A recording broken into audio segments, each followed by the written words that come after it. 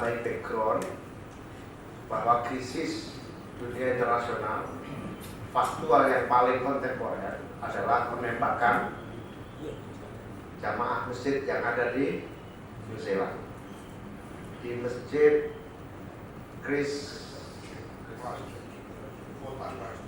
kota Christchurch. Diikuti berbagai krisis global yang berdimensi ketegangan hubungan antar agama yang sudah merebak tidak kurang dari 10 tahun terakhir. Ketegangan itulah yang sebetulnya sudah diantisipasi secara tepat oleh pengurus besar Nahdlatul Ulama melalui berbagai keputusan-keputusan, rekomendasi dan gerakan jamaah maupun Jam'iyah Nahdlatul Ulama yang oleh PKB di follow up dengan mengambil peran internasional melalui keinginan PKB berpartisipasi di dalam organ-organ internasional yang melibatkan partai-partai di dunia. Sentris Demokrat Internasional yang beranggotakan lebih dari 150 partai-partai politik dunia dan terregistrasi resmi menjadi bagian dari PBB, memiliki track record panjang sebagai organisasi yang menyatukan visi, pandangan, gagasan, konsolidasi, rekomendasi yang telah melahirkan berbagai pemerintahan-pemerintahan di Eropa, Afrika maupun Asia. Beberapa kepala negara adalah dari partai-partai politik yang beranggotakan CDI, antara lain Perdana Menteri Jerman Merkel, Perdana Menteri Hungaria, dan kepala-kepala negara di Eropa dan Afrika.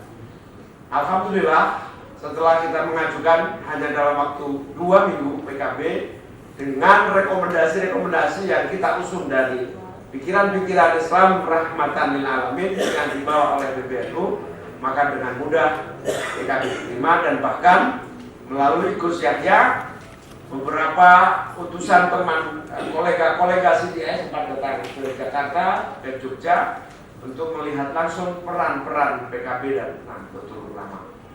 Seluruh rakyat Indonesia, teman-teman jurnalis, bahwa ini rasa syukur kami rekomendasi ini akhirnya diterima dan moga-moga kita bisa mengawal ini sampai dilaksanakannya pola hubungan seperti di Indonesia di berbagai negara hubungan antar agama. Indonesia bisa menjadi contoh yang baik, sekaligus NU telah memulai, tetapi dunia bisa memulai untuk meredakan ketegangan hubungan antar agama yang sangat kritis di berbagai belahan dunia.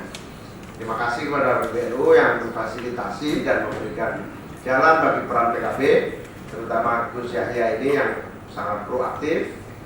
Kalau Gus Yahya di Jakarta ini Katib Am itu sekretaris umum Suriah, tapi kalau di luar negeri juga merangkap sebagai perwakilan khusus PKB.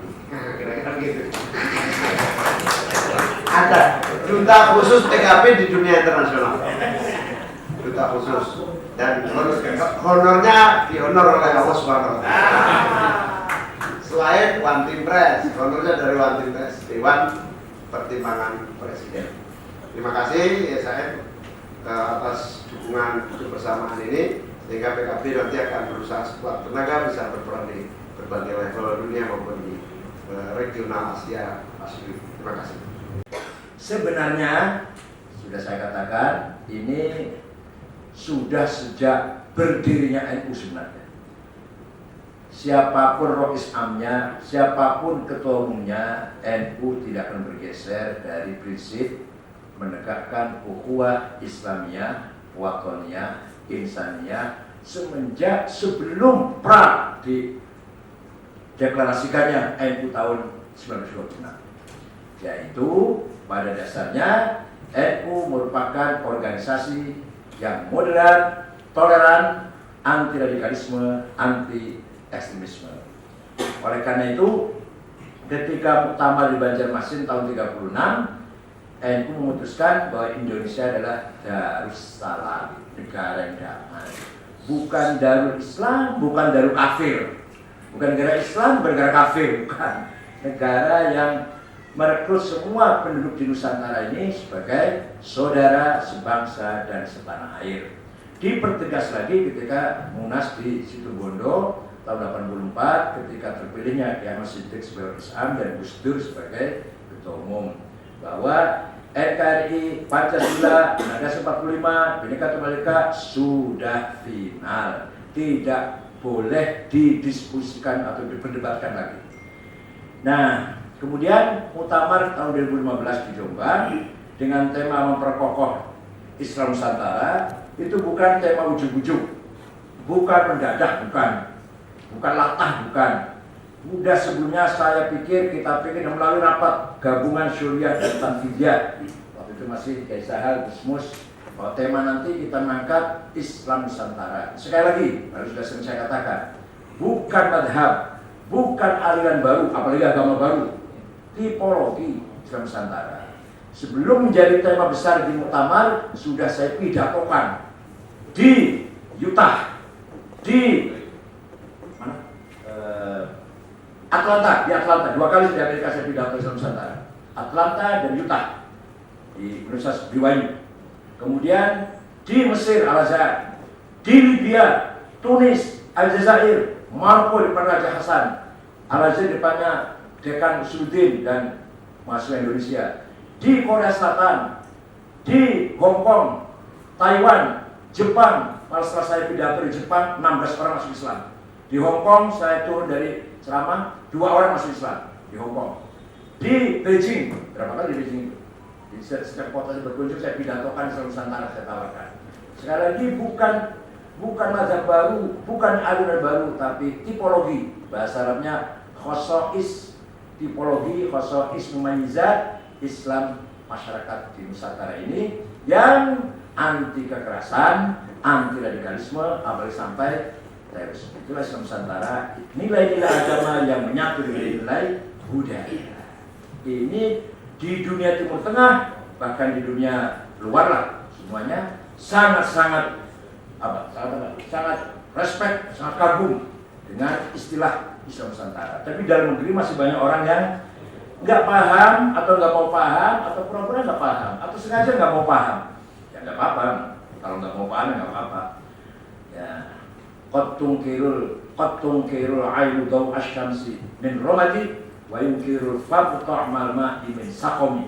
Kadang-kadang mata tidak mempercayai ada sinar matahari karena sakit mata.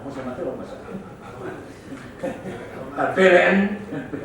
Dan kadang-kadang lidah ini tidak merasakan manisnya gula atau manisnya madu karena sakit, karena sakit. Jadi kita tetap berjalan, kita terus makan menjual atau mempromosikan atau menawarkan solusi Islam Nusantara sebagai Islam yang damai, toleran, anti kekerasan. Akan saya pasarkan dan selalu saya angkat tema ini dan selalu tawarkan ke dunia dimanapun saya berkunjung, pasti akan saya singgung Islam Nusantara ini. Nah, di Singapura, di Nanyang, di Malaysia, di televisi Al-Hijrah, 2 kali malah di Al-Hijrah saya, di Nanyang, di Pasca Sarjana, di situ saya sampaikan Islam Nusantara. Alhamdulillah, orang luar respect, walaupun dalam negeri masih banyak orang yang tadi itu saya katakan. La ta'jaban li hasudin rohayun kiruha. La ta'jaban li hasudin kiruha. Jangan heran kalau ada orang karena iri maka tidak akan mengakui Islam Nusantara ini. Tajahulan, pura-pura bodoh, orang nggak paham. Tajahulan wa huwa 'ainul hadithil fahmi. Mereka juga sebenarnya paham. Kita punya, jangan khawatir, landasan banyak sekali, gudangnya. Ayo mau apa? Saya nggak akan heran kalau ada orang pura-pura nggak paham, kemudian menyerang dengan seenaknya. Nggak apa-apa, saya sudah saya antisipasi itu semuanya. Terima kasih Gus Yahya sebagai apa tadi?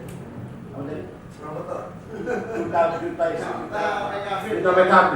Enggak ditanya NU. Ditanya NU di luar negeri. Ya. Yang selalu mentransfer atau menyampaikan, menawarkan solusi dengan konsep sementara di dunia internasional, Amerika, Eropa, bahkan sampai ke Israel. Itu kan nggak apa-apa kita lagi menawarkan hal penting kok, bukan karena kita tunduk ke sana, tidak. Kita sedang menyampaikan tawaran-tawaran solusi krisis dunia ini dengan konsep Islam Nusantara. Terima kasih. Sebagaimana dinyatakan oleh Ketua Umum Partai Kebangkitan Bangsa beberapa waktu yang lalu ketika menerima secara resmi surat pengangkatan PKB sebagai anggota Sentris Demokrat Internasional yang diantarkan oleh koordinator CDI untuk Asia dan Pasifik, yaitu Cesar Mateo Rosello Lopez, pada akhir Februari yang lalu. PKB akan secara sekuat-kuatnya menggunakan peluang kiprah di dalam CDI ini untuk ikut membantu mencari jalan bagi berbagai masalah Indonesia, baik kalau dalam hal ini yang diangkat adalah masalah keagamaan dan kemanusiaan, tapi tidak lepas juga untuk masalah-masalah ekonomi. Bahkan secara spesifik, Ketua Umum pada waktu itu, Ketua Umum PKB menyatakan akan secara sungguh-sungguh bekerja mencari jalan keluar dari masalah sawit yang sekarang sedang kita hadapi berhadapan dengan Uni Eropa. Nah, insya Allah mudah-mudahan ke depan PKB akan menjadi salah satu ujung tombak dari diplomasi internasional untuk kemaslahatan rakyat dan bangsa Indonesia. Terima kasih. Assalamualaikum warahmatullahi wabarakatuh.